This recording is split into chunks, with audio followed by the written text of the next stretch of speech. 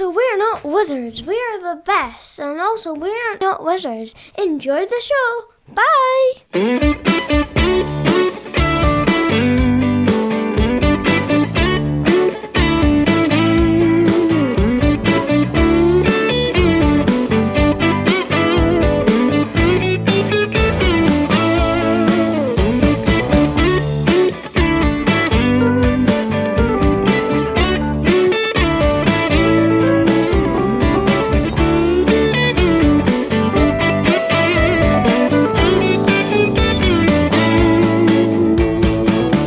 Hello and welcome to another episode of We're Not Wizards. My name's Richard. I'll be your host for March. It's wonderful. They say March either comes in like a lion and out like a lamb, or in like a lamb and out like a lion, which depends. It's meaning it could be fluffy and fierce, or go out and it's going to have a mane and it's going to be fierce. But we have other things to worry about, because in our midst... Now, I've got celiacs, which means I naturally am quite scared of flour in general, but when somebody says they're bringing a game under my nose, and that game is all about a cake that is not only a cake of peace, it's a cake of doom. So it's a cake that comes in pieces, but it's actually doom-filled. It's a game that you can play any time at all, but it's rainy day games, and I have got a person that you mix with some eggs, butter, and put them in the oven for an hour and 20 minutes. I've got Pearl Ho. Hi, Richard. And I've got someone who you would like whisk until their peaks are light and fluffy. It's Amar, Chandarana, and they are here to talk about Cake of Doom. Hello. Thank you for that amazing... Any regrets so far? Any regrets so far? Not yet. I have to say, for someone who doesn't eat cake, you're very well versed in methods of preparing cakes. I have to be, because it's like I literally have to cook all of... Well, in all fairness, the kind of whole cake preparation thing is kind of getting better over time, because there's a lot of places that do kind of like gluten-free stuff and dairy-free stuff. So it's, I really can't complain as much as I should. If it was 10 years ago, I'd be grumbling for hours and hours and hours. So let's talk a little bit. What I like to do is I like to kind of like talk a little bit about the past and then have a chat about the present before jetting off into the fully baked formed thing of the future, as they would say. So this is what I struggle with, like having two people on the show, because I ask a question and then I don't actually point to the person. It doesn't matter if I point to the person, because you don't know, because I could go, so how did you get into board games? And you're going like, is that me? Is that someone kind of else? So let's talk about something else to begin with. Pearl, you like to bake. What's your favourite cake that you make when you bake, Pearl? Oh, see, that's a hard question to answer. It's like when people say, what's your favourite cake? Because I like all of them. I think my favourites is baking cakes I enjoy eating myself. Sometimes you bake for other reasons. You bake for someone else's birthday or whatever. I really like doing a fluffy Swiss roll. So it's based on fluffing up eggs. That's where you get the rate from. So the cake is quite light, and I like to fill it with just whipped cream. It's vanilla, sometimes with some fruits, maybe strawberries or blueberries if I have them. And it's sort of my go-to, my safe option that makes me happy. Is it something you've always got kind of ingredients for? Like, even if there's no milk left in the house to have a cup of tea or a tea bag in the house, you've always got the ingredients to make yourself like some kind of glorious kind of... If not, that's what my partner is for. Tesco is right downstairs. So you're never out of cake kind of ingredients. Exactly. But I mean, it says master home baker. So do you have? And this is not kind of was it libel or anything like that? Because it's written on the website. I'm looking at it just now. It says Pearl is also a master home baker. Where's your certificates?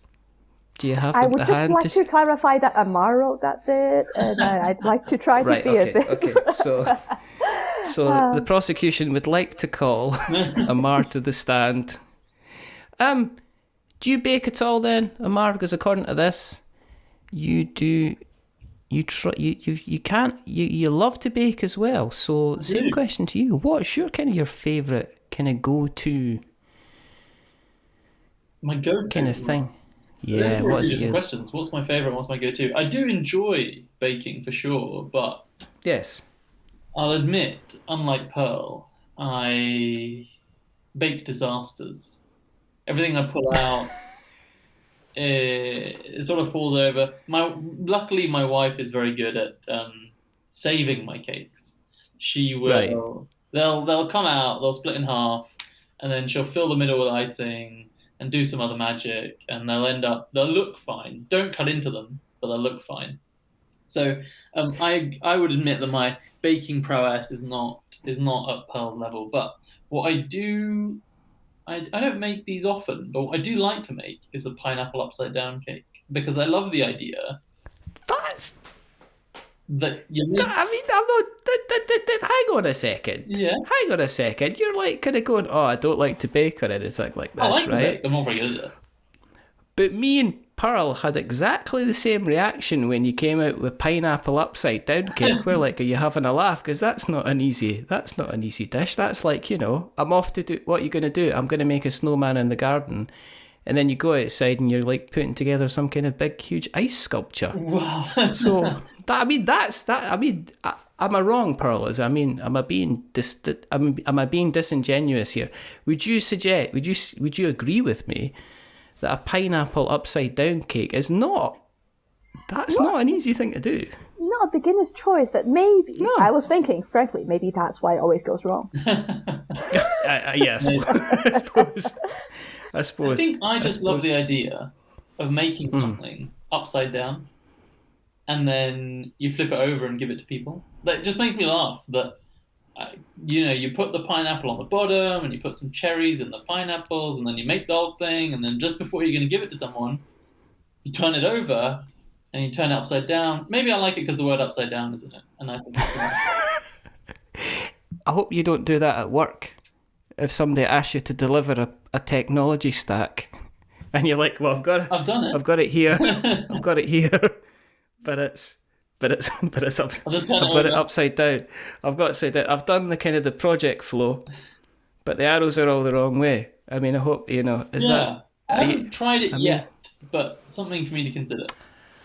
I think that's maybe, if people were able to see what the result of some kind of project management was at the top, and then they were able to look down and see what they got at the beginning. Maybe project management software has been doing it all the way wrong. That they start off and say, you want to start off with this, then do this, this, and this. And what they actually want to say is, this is your goal. And then you could have it like pineapple yellow. Yeah. So it's like a huge upside down pineapple project management cake. I think you're sitting on a gold mine there. That idea. I don't know why you're not writing this down. How did Cake of Doom come around? I mean, in terms of your background with kind of board games, I'm looking. I mean, me and Amar are the same. I mean, you look behind our backgrounds, and Amar's got a white wall, and I've got like walls as white as well. If we're talking about qualifications for having any kind of discussion about board games, you'd be looking at Pearl and going, "Yeah, there's definitely some decent. There's a whole pile of games kind of there." So, have you been friends for kind of like a while then? The two of you. It's got to be about a decade now, I reckon. Wow. Something like that. I think we know each other through work, although we never actually did much work together. Right. But that's how we know each other. And it's sort of, I like telling this story because it sort of started almost accidentally. We didn't sit down and go, oh, let's make a game together. We were just chatting, as friends do, I think it was over the initial COVID lockdown, right? Mm-hmm. And because I bake cakes, well, we both bake, cakes sort of come up sometimes in the topic, especially during lockdown when that's all we could do. And then we were just having this conversation randomly about like problems in the world and how you could fix them. And we were like, oh, maybe if everybody's just a bit nicer, maybe if we just gave out cakes and then we could get world peace that way. And then we just started taking the ridiculous idea further and further. And we thought, hey, that would be a game. We play games. Yeah. And then we sort of went, why don't we meet next week and like virtually, of course, and make this up and see what happens. How hard can it be? We said.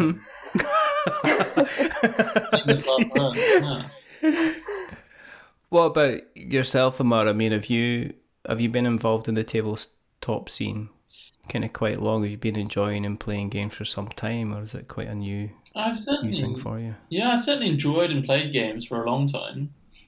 And one of the things that we would do with our kind of group of friends is meet up to play games. So Pearl and I both knew that games are something we enjoyed. We owned a few games each, and that's why the idea fell.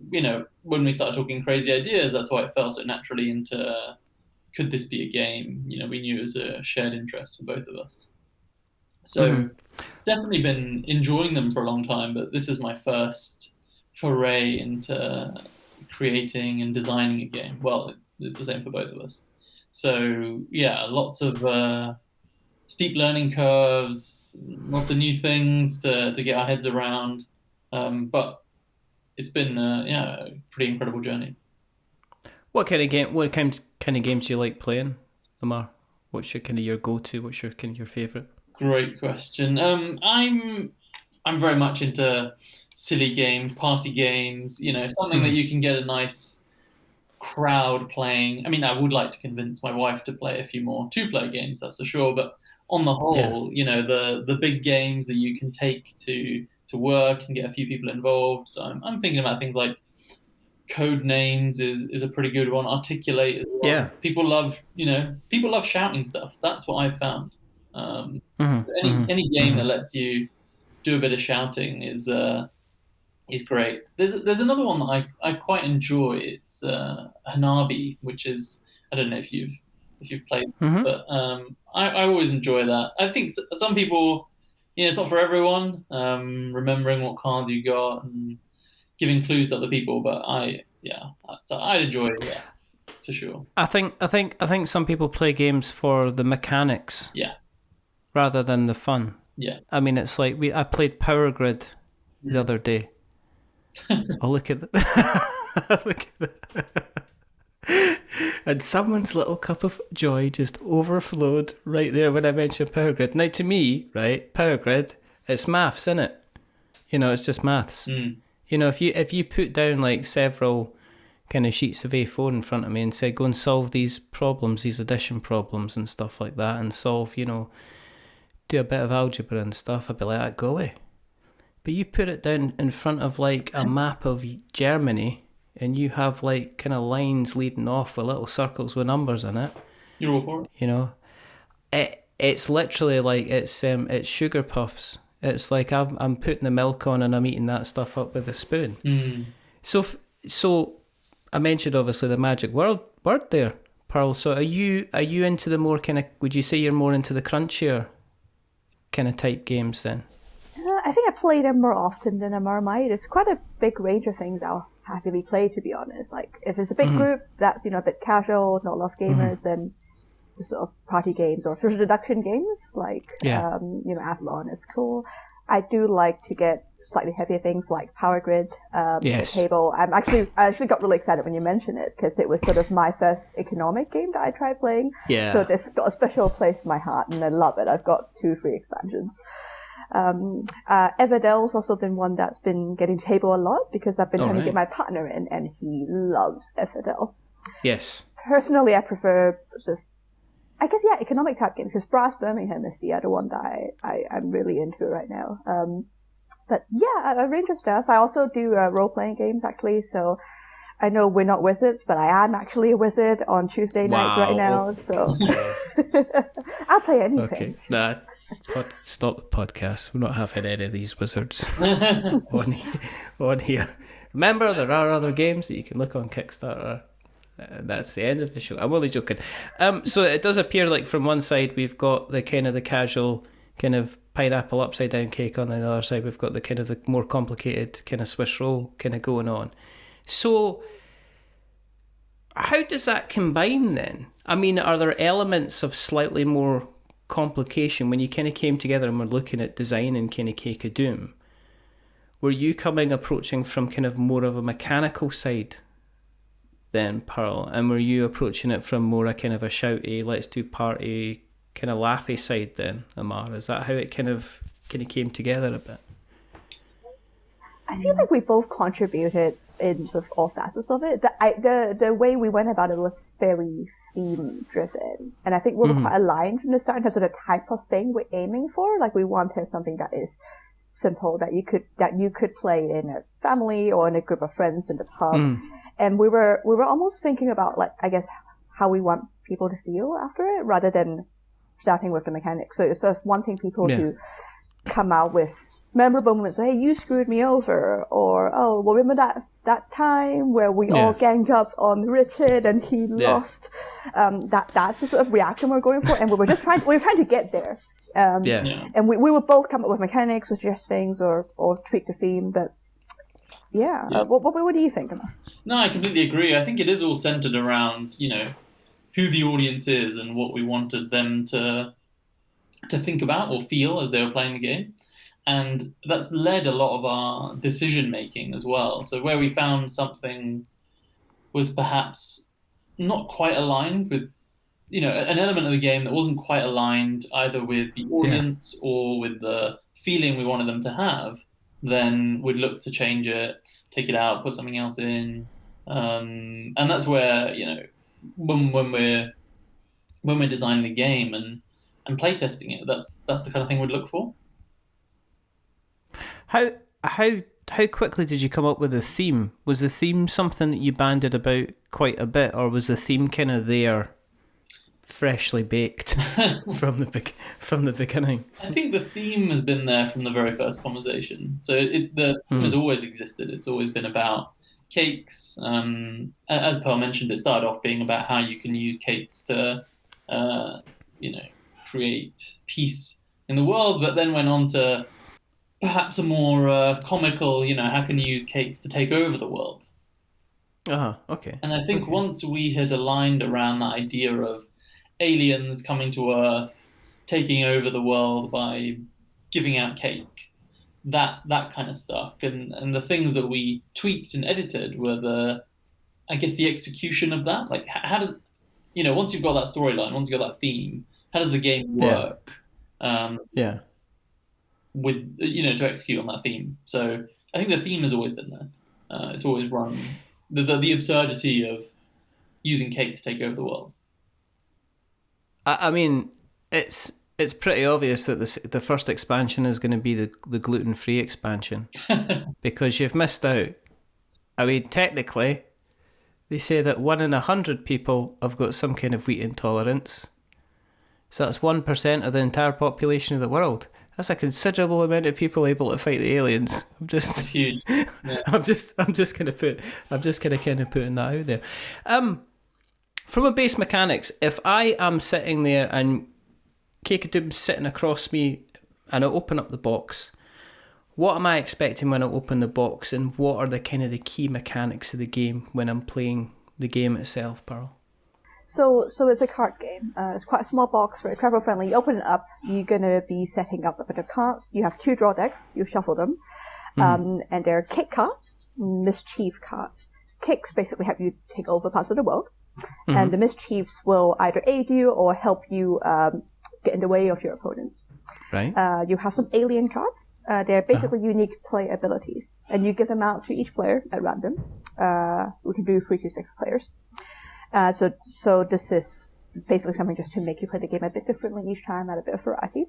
And then everyone will draw a bunch of starting hands, and you'll take turns. The main thing that you really do is put out some kicks and target a region of the world with them. So the point of the game is to control 2 regions of the world, and then the democratic order of mankind, or the Doom, as we like to call it. Okay. Yeah. So it's basically deciding how safe you want to be, because other players will then sabotage you, and this is where sort of the interaction comes in quite often. You can also steal from other players' regions, so things aren't safe even though you have them. That's really the main bits of the game. There's some other things that are quite important, like the draw drawing of cards happens at the end of your turn, and it escalates as the game goes on. Right. So you have had them of 10, but you actually sort of draw 1, then 2, then 3, then 4 cards. So what that does is actually just pushes you towards action, and it keeps makes sure that the game is quite fast paced, and it plays in 15 to 30 minutes depending on the number of players you got. Okay. It's very high variance for sure, quite luck driven. But the whole idea is you go for it, you finish around in 15 minutes. Oh, let's go again. So it's sort of not taking it too seriously, if you will. Yeah. The other main choice I would say the players make is sort of the type of card you want. So when you're drawing cards, you choosing between those two decks, the kicks and the mischiefs, and it's very much a play style thing. So we observe this thing where quite often it's a very heavy Euro games will be like, well, I just want kicks because that's how I get stuff. Yeah. But not everyone cares about that, right? Quite often people just want to watch the world burn and they keep throwing mischiefs. They just want to mess with everyone. And also so there's synergies with the aliens, so there's sort of reasons to do something a bit different. But the point here is you get to choose whichever way you want to do it. Was there quite a few... Did you end up having to strip out stuff? I mean, and the reason I ask this question is because sometimes I see a lot of people that they start off with a game, and the game that they start off with, they generally it's flinging all the ideas in together. And then once they've put all the ideas in together, it's then a case of you're starting to pick away at the things that kind of don't work. So was that the case in Amar? Did you find that you were once you got the kind of the main base points down, you were having to kind of strip out stuff to kind of maybe get it down to that 15-minute play time, or eliminate stuff that maybe wasn't working all the time as you played? For sure. I think the best example of that probably is that right at the beginning we had cakes and we had toppings, and the idea was that certain cakes were worth more if you could combine them with particular toppings that went well, then you'd get even more points. And there was a lot of time in the game was spent just combining cakes and toppings in fun and imaginative ways, which, whilst we enjoyed thinking about, it did become an exercise in mathematics. And because of the audience we were going for, because of the feel that we were aiming for, it didn't really sit that nicely. And I'll admit it was a difficult thing to let go of, because we really like this idea that you get better cakes and you put toppings on them and they're really they match up nicely. We like the idea, but after watching it being played and seeing how people reacted to it, it just didn't give that high emotion of taking something over, of stealing it from someone else. Those are the feelings we wanted people to give. And whilst they got that from other parts of the game, they didn't get it from doing the maths. So after a few tries, it kind of made sense to strip that back, simplify the game. So it still has it still has cakes in it, but they're all the cakes are worth the same unless you're matching a cake with a certain place, in which case it's worth 2 cakes. So there's a small element of that still, but the numbers are much simpler. The play ends up being quicker, and overall it does target more of that feeling of I've played a good hand and I've won this, I've taken this over, I've stolen something, I've prevented someone doing something. So I think it goes back to what we were talking about earlier. You either get games which are evocative and they've got simple mechanics that bring in emotions, like your code names and telestrations and games like that, or you get the kind of the heads down. I call them the heads down, thumbs up kind of games, where everybody's kind of give me a second, just calculating. Like Power Grid, like we're saying, every bit, people sit there kind of going, that's 10, 20, 15, 26. How much money have I got? How much do I need to spend? And so I kind of get that. Is that something that you would consider kind of bringing in, kind of like a variation of the game that people could add in, or have you completely kind of abandoned it and put it to one side and say that's kind of not gonna work for us? We did think about keeping it as a variation at one point, but I think toppings are not in the game at all now entirely. But but we do have actually some variations that we kept. So one I quite like is making the bidding blind. So what I mean is the main thing what I mentioned you do is you target a region of the world and you put down some cakes for it. You might be singing for someone or it might be neutral, but you take cakes. But right now you put down cakes and everyone can see what cakes you put down and how much they're worth. Right, so you get people literally have conversations like, well, we need to take down 2. I've got 1. Anybody else want in on this? But there's a variation where you don't do that. So you put down the cards face down. So they might see there's 2 cards or 3 cards, but you don't know exactly what kind of buffer we might be talking about. Or you could be, so there's a little bit more like poker-like elements there. And we've tried both, and actually they're both fun in different ways. It just kind of depends on the preference, because some people find that quite irritating, that bluff element of not knowing, especially if you've got small children and so on. Yeah. So that's one variation we did keep. Okay. Is it, in terms, you mentioned it's 3 to 6 players. Did you toy with 2 players? Because and the reason I'm asking this question is I released a review for a game called That Old Wallpaper, Alderac, yeah. And they said quite clearly it's a 2 to 5 player game, I believe. Yeah, I think they said 2 to 5 player game. But what I actually said is when you're playing you can play a 2-player game, but you've got to have a dummy third player to kind of make it work. And all that was, and it's very much, there's an essence, I don't know if you've seen it, but basically you play like a numbered card, and based on the numbered card that you play, that decides which column of wallpaper that you get. So if you're playing the third person's they're meant to be like granny. So you just get their stack of cards, you shuffle them, and then you're playing their card every round. So there's no thinking behind it or anything. You're just like literally play. And the blind bidding is one of the highlights of the game. With you thinking about kind of the marketing side of things and obviously getting this out to as many people as possible, have you stuck with the 3 to kind of 6 player kind of decision? You're not kind of going, oh, maybe we could fit in a 2-player. And did a 2-player kind of game, was that ever part of the consideration as well when you were designing it? It's we spent a bit of time trying to see if we could have a 2-player variation that actually is truly 2-player. Yeah. But what we knew we didn't want was to put the player count on so we could say it's 2-player, but have it really be a artificial way of not being 2-player, or to have it not really work, but still saying it anyway. We tried a bit, but I think we didn't really like how it was turning out, and we decided we're better off focusing effort on what we think is the core of it and where it works best, rather than like trying really hard to find this add-on. Personally, I think it doesn't work as well because it's very like the game is a take that card game, and it doesn't work as well with 2 people because then it becomes very targeted, and also it's very zero-summed in because you can only hurt someone else. There's no sort of alliances or talking someone else into it. You're always against each other.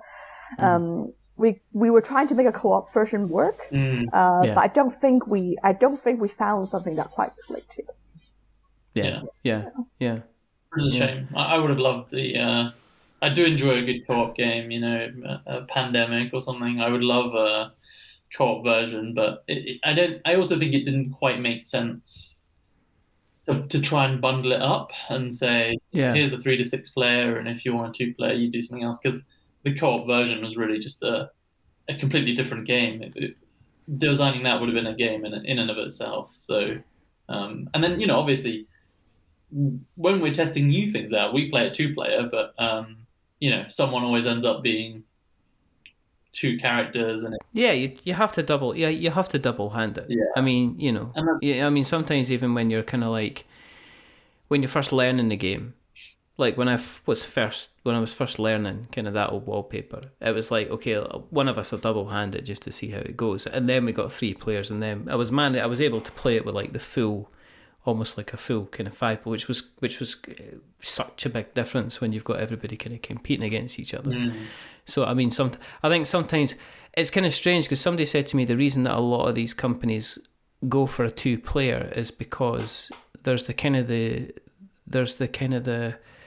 the stereotypical kind of US couples gaming night kind of thing where they sit down and they play a game together. Yeah. And if you don't put 2-player on the box, then you miss out a lot of it's going to sound a pun, target market, but literally the market that shops in Target, if you know what I mean, because they'll pick it.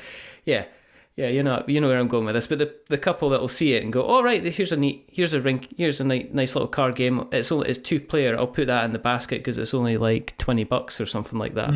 So if you put 3 to 5, they automatically say, oh, well, this is for when we get our friends coming around to kind of play games with us instead. So it kind of, so I see where that kind of thing comes from. In terms of the art, let's talk about the art on the game. What made you decide for kind of like, because the art it's very, very kind of bright and lovely and garish and everything like that. Was that just, again, it was kind of like, well, if we're going to do this, let's go big.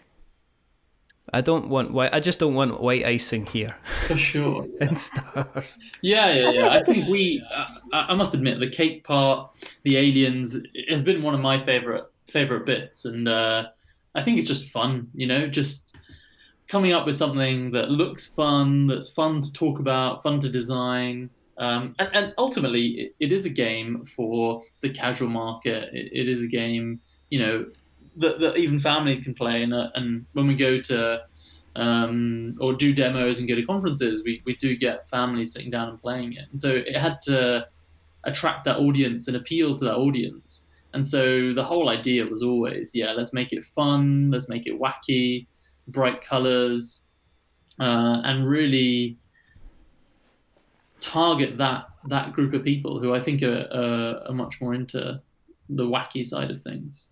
I think I said the word wacky a few too many times. It's stopped being a real word now, but you know what I mean. I've it's okay. I can edit it out so you say different words instead of wacky. Synonyms. Yeah, I'm just looking. Yeah, it's just I've had to do this before, but it's doing impersonations of people's voices that don't work because I'm looking at the kind of, I've clicked on the Instagram kind of page, and it is. Do you know? Okay, I'm getting kind of like, and this I'm getting like a Go Nuts for Donuts kind of vibe. Yeah, we hear that. We hear kind of, exploding kittens or unicorn.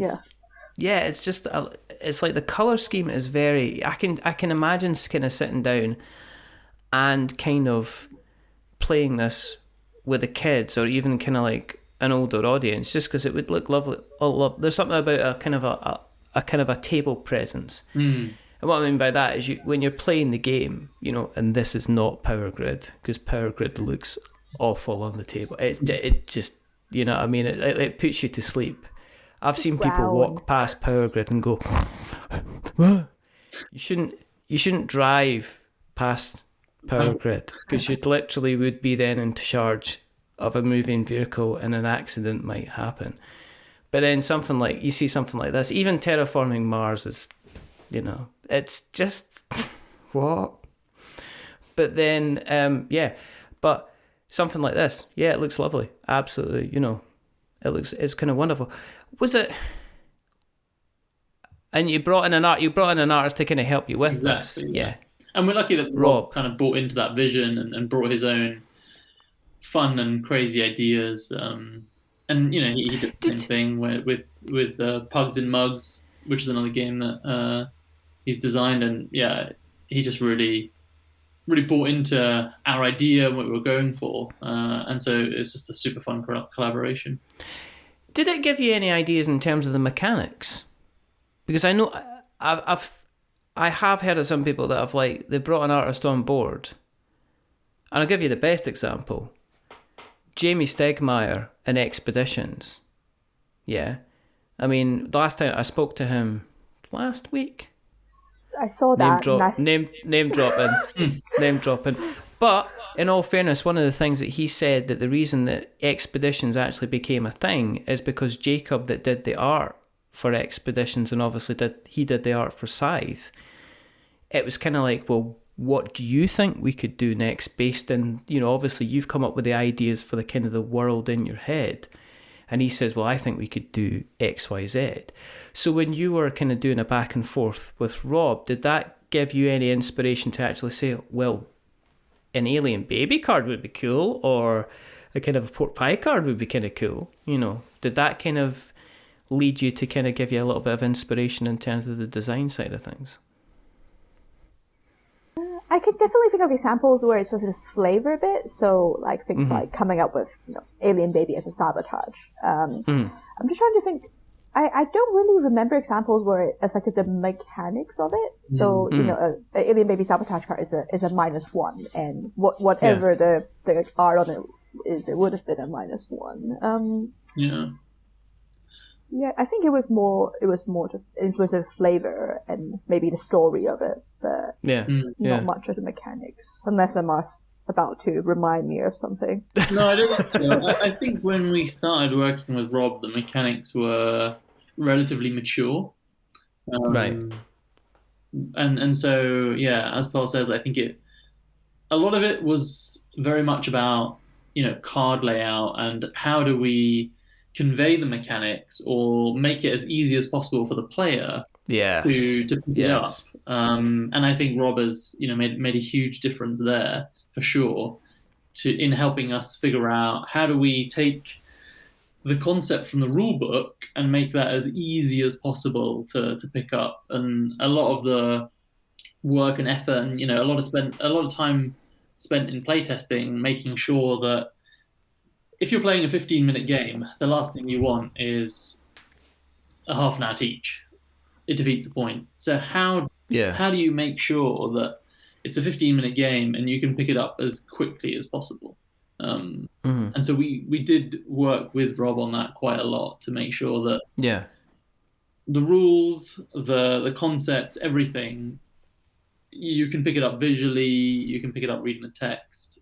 It's designed to be as easy as we can make it to get right into the game. Do you have little reminder cards then? As in, this is what you're doing. This is what you're doing around, and this is what the main mechanics kind of do. Have you gone as far as that? Yeah. So there are player aids, one for each player, and the other side's set up. It's actually quite interesting because what I did was brought the game, a prototype of the game, into my office at work because there are a lot of people who play board games. So I was showing people, and they're curious. And someone who was particularly curious was just took it aside and started looking at it while I was talking to everyone else. And I've never taught him the game before, but he actually was looking at just the player aid and not the rulebook bit, and started trying to figure it out and set it up, and actually more or less started playing by himself correctly with just the player aid. So that was a really big moment for me personally, because I think I probably did the first draft of that little reminder guide, and I was like, it works! Anthony, you figured it out. He said how about 2 questions, obviously just based on the player aid and not the rulebook, but seems to be doing its job. I think the thing with playtesting, and this comes out, is I know the number of people that their biggest learning point with their playtesting is when they just drop the box on the table and walk away. Because I know I've covered quite a few Kickstarters in my time in terms of actually writing kind of previews for them. And have had kind of conversations with quite a few people, and just to say, look, this doesn't make sense. This rule doesn't make sense. And then it turns out that they're so used to being in a kind of an in-person environment that they're used to like somebody going, so what does this card mean? And them going, oh, that means you do X, Y, Z. Yeah. And forget that they should be going, oh, I better take a note to make sure I'm explaining this as you kind of go down. So to have somebody with the player aids and saying, somebody setting that up, that must have been pretty cool. That's pretty cool. Yeah. And I won't pretend we have it perfect yet, but it's quite reassuring, I think, so far when we sent out preview copies to reviewers who's obviously looking at rulebook and doesn't have that there to teach. And I would say 99% people are finding it clear and good. And there are instances where we've still go, okay, we need to add this to the FAQ bit, or we should change this word. So you're still trying to improve, but actually I absolutely agree that blind testing is Yes. really important element of it. And it's different from the earlier playtesting where you're more focused on the design. Now you need to get your design across, really. When it comes, you mentioned sending stuff out to kind of previewers and to kind of write and give you some coverage on the game. Were you prepared for the amount of work that it takes to kind of get the word out there? Now, I'm going to ask this question to Mar, because I'm expecting there's a spreadsheet somewhere. And I think you've got a spreadsheet. He's laughing knowingly. I know there's a spreadsheet. There is. How many columns do you have? And are any of the cells shaded in lilac? And if they're not, why not?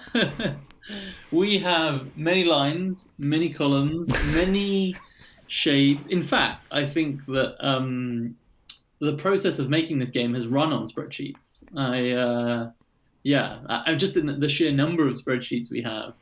I salute you, sir. Each spreadsheet having multiple sheets within itself. Yeah, I think perhaps that's something I wasn't prepared for when we first said we'll make a game. I wasn't prepared for the number of spreadsheets that are required. You were like, I want to take part in a hobby, gets me away from these project management type spreadsheets, and then the first thing that Pearl says to you is, so we're gonna have about 57 cards here, which means we're gonna need to put down the powers.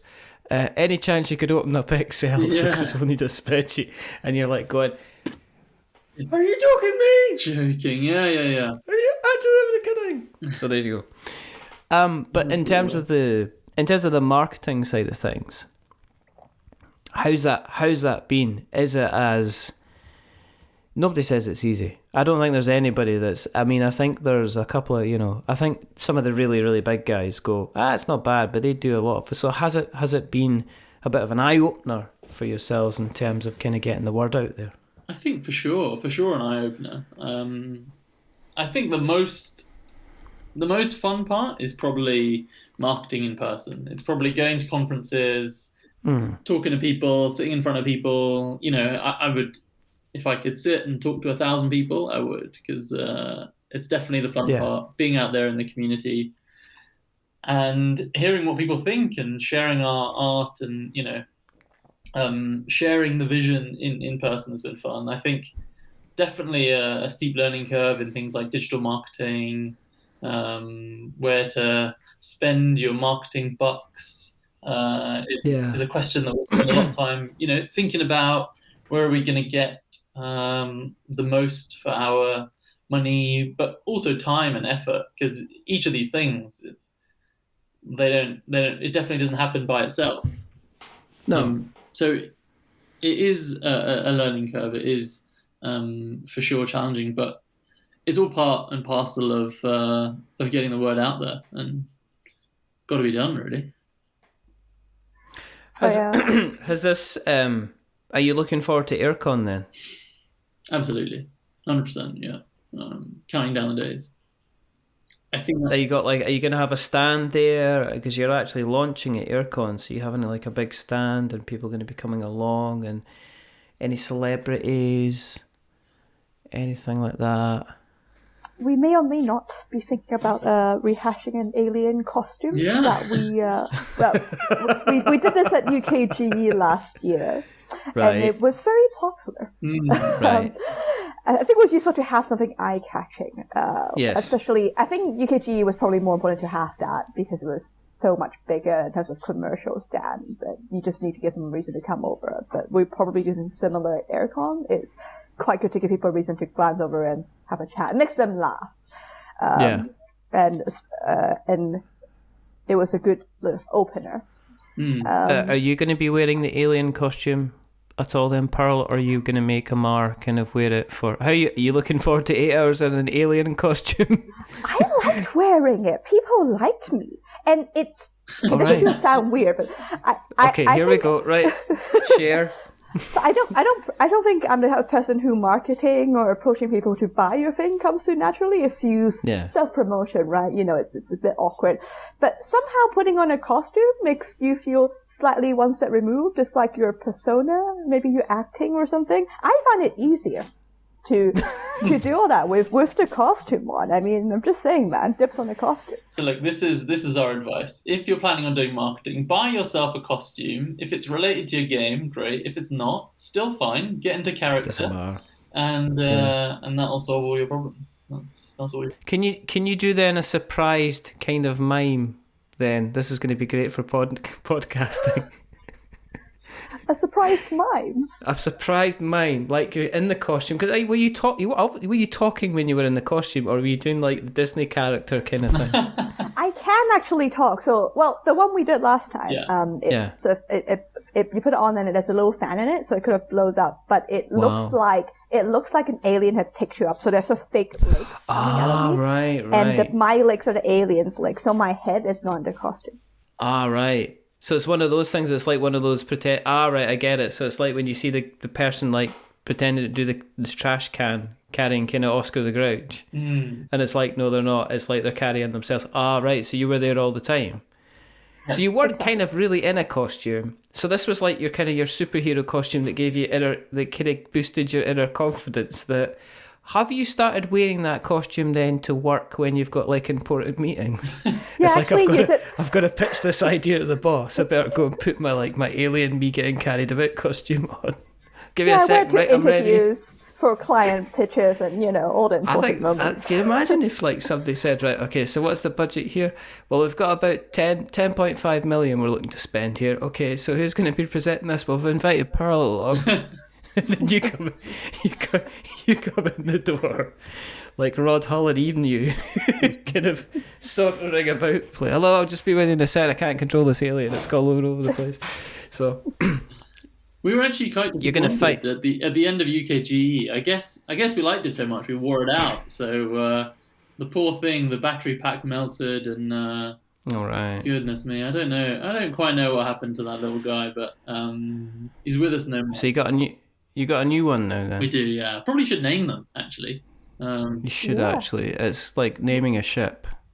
It's good luck to all the sailing. Are you fighting over who's going to be wearing it then? Because this doesn't sound like it's kind of like you wear it. It's kind of like I'm going to wear it. I think we'll take turns, which we did. It does kind of get a bit. The fan helps, but you don't want to be wearing that thing the whole day. Pearl's going to be wearing it for 3 days straight. You just tell she's going to be waking up the next morning, going down to breakfast with an alien kind of thing. There's been big worldwide things happening that continue to happen in the world. It just sounds like an ambiguous statement. I mean, obviously one of them has been the kind of the shipping crisis. One of them is the kind of the ongoing kind of manufacturing issues if you're getting kind of like the products like printed in kind of like China. Did you look at kind of alternative printing solutions and production solutions when you were kind of costing up Cake of Doom, or was it just going to be too kind of prohibitively expensive to kind of? No, we looked at a lot of options at first, and it's funny because the whole process, I think we did this for over 2 years now. So we actually sort of got some quotes quite early on, over a year ago, and then it became, the world has changed so much, as you said, so a lot of those quotes sort of became irrelevant. But we considered a lot of options, and the current plan is we will print the game in the UK, which is nice to be able to print it in the UK at a workable sort of price financially, but also means it makes it a lot simpler in terms of obviously freight and worries about shipping issues from, say, China. You've just got to worry if you ship it with Every. Let's not go into that. Then you've got to worry of where's my games over the fence and the dog got them. But you're absolutely right. It's difficult, especially for such a small game, because this is a kind of exploding kittens type category in terms of price and so on, right? So the margin is smaller than big box games might have it. So like every 50p, it's a big difference, and we have to just make sure the numbers do work, but then still keep the prices at a reasonable number. So a lot of that, financial jigsaw, I guess. So whereabouts? Where in the UK are you getting it printed then? It's by a company called Dice Sports. All right. Yeah. So they'll be able to deliver it probably to the warehouse directly to the UK. The shipping, we're planning to go with Satu to fulfill the games. So they're also UK based, which we're hoping again will make things as simple as possible. I've noticed they've been doing quite a lot of fulfillment stuff recently. I think there was another game that came. I think it was Arcosa. I think that was them? Yeah. I think Arcosa came from them because I got a. It's kind of one of these things. It's like the postman goes, "Here's your box," and I was looking at it. It's got Zatu all over it. I was like, I never ordered anything from Zatu, and I was like, opened it up and went, "Oh, it's that." Right, okay. So there we go. But that was another kind of UK based kind of design company as well. Which I'm going to find out because it's incredibly rude to mention somebody's name and then not mention. I think it might be Toonhammer, but you're just, I don't know, sing amongst yourselves. There we go. Let me just say, Arcosa? It's Toonhammer. I'm not entirely senile just yet, but Toonhammer Games, they made it. So that was fulfilled by Zatu. Money-wise, obviously people talk like stretch goals and pledges and stuff like that. So with you being a shiny week away, because we don't know when we're going to release this, we'll discuss when people are going to go, when am I listening to this? You could be listening to it in the past. You possibly might be listening to it in the future. But in terms of kind of like main pledge levels, how much is the price of entry on the door? The base game only, we're planning to price at £20. Okay. There is an optional add-on of a game mat. So one of those rollable mats that adds a lovely table presence, makes it up even quicker. But obviously you don't need it to just play the game. You do need it to play the game. How much is it? I'm saying you do need it to play the game. How much is it? The add-on will be £16 for the £16, right? So you do need that to play the game. I'm just telling you. Pearl's just being nice. It's absolutely necessary to play the game. That's all right. We've got a few for sort of, multiple copies, so 3 or 5 copies. Prices slight discount. Ones that I'm quite excited about is we've got a limit of 6 of these: 2 for aliens, 2 for cakes, and 2 for sabotagers. But they are designed the art on the card with it. So make your own alien. Make your own cake and make your own sabotage. It's not mechanical, like I said. It's more of the drawing of what that cool alien cake is, or what your alien looks like. And they're a premium, obviously, because it's a whole experience of sort of working together and seeing the art drawn. But the cards of, let's say, the cake you come up with will be in every single copy of the game. And I'm quite excited there because I think it'll be quite a fun process for everyone, hopefully, if we manage it right. And it'll be cool to see what people come up with, really. Yeah. So it's launched on the 10th of March. The buying price is £20. It's going to be delivered, what? I mean, if it's UK, I mean, it's not going to be, I can imagine it's not going to be a huge turnaround. No, we're hoping to deliver by October, starting from October. Just giving ourselves a bit of time for finalising everything, manufacturing, fulfillment. But yeah, you'll be seen as Kickstarter heroes. Your names will be sung far and wide, and they'll be like that. They'll be going, look, here's a Kickstarter. Well, when did they fund? Well, they funded in March. And when are they delivering? 10 months later. That's a lie. That's a vicious lie. Don't be telling me that, because there are some people out there. I know some people out there going, year 4, waiting for my Kickstarter game, and it's still not happened. Well, I don't want to be Frosthaven. Don't, because it's still down there. I can't move it. I did my back in. Do you know I did that? He just like moved it slightly. Have you lifted up? Did you get Frosthaven? Not me. I know a friend who has it. Do you know how heavy Frosthaven is? No. 16 kilos. 16 kilos. It's a workout. That is it. I put a tweet out to Isaac Childress, and he says it's still currently heavier than my heaviest child. I says it's literally the size of 5 newborn children. So there you go.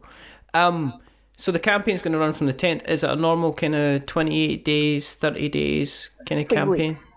21 days. 3 weeks. 21 days, okay, that's cool. So that'll be running until the 31st of March, because I'm just quickly calculating in my head. It's the 31 days of March. You kind of look like an idiot if you say. So 31 days.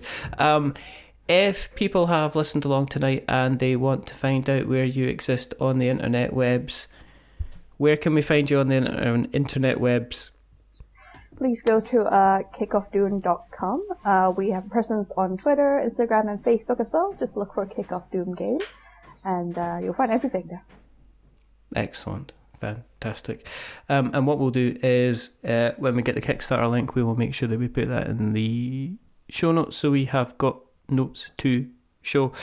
If you want to keep an eye on what we're up to, then jump on to the internet webs and search for We're Not Wizards, and you'll find us in all the usual places: Worn Out Faces, bright and early for the daily races, etc, etc, etc. You'll find us on Instagram and Twitter and Facebook, and we've got our blog, which is we'renotwizards.blogspot.com. We've got our other website, which is we'renotwizards.co.uk. We can find all the previous podcasts on we'renotwizards.com. You can find us on Apple Podcasts and Google Podcasts and all these other podcast catchers of choice. If you like what you've listened to tonight, then please drop us a subscription or tell someone else. See somebody at the bus stop, they look a bit like they need some kind of interview show in their life, then suggest us. Even if they don't like board games, we try to be entertaining. If you have liked what you've listened to tonight, then please rate us on your podcast catcher of choice. And if you are going to give us a rating, then don't give us 10 stars because it makes us big-headed. But don't give us 1 star because it makes us cry. Give us something in the middle, like a 5, because it's average. And we're just a little bit average. But the people have not been average. I give you Pearl. I give you Amar. See you later. Perfectly baked, slightly crusty, and warm if you cut them open with a knife. Please don't cut us open with a knife. Well, no, you should attack the cake of doom, though. But thank you very, very much for guesting. Thank you. I appreciate your time. There's only 2 more things to do. The first thing is to remember that we're many things, but we're not wizards. Are we wizards, Amar? We are not. You're not allowed to answer that question because you already kind of dropped us in it, didn't you, Pearl? So you can shush. Yeah, don't go in a huff. It's your own fault. You're lucky I'm releasing this now. Oh, that's all I'll say. And the second thing is to say, don't be throwing your spells this way. And the second thing is to say goodbye. So it's a goodbye. It's a goodbye from the rather wonderful, rather fantastic Amar. Say goodbye, Amar. Goodbye. And it's a goodbye from the magical cake baker. That's Pearl. Say goodbye. Goodbye. That's a goodbye from me. Remember, stay safe, roll 6s, make something awful. And not every cake is nice. Not every cake is tasty. Not every cake is good for you with a cup of tea. There are cakes out there. There are cakes of doom. So get yourself a slice. And until the next time, goodbye.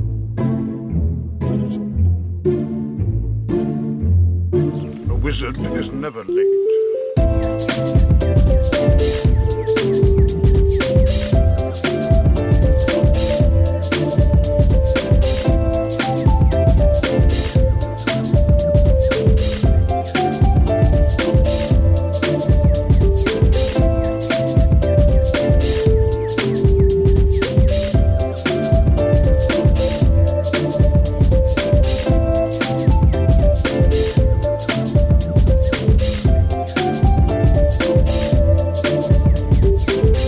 Nor is he early. He arrives precisely when he means to.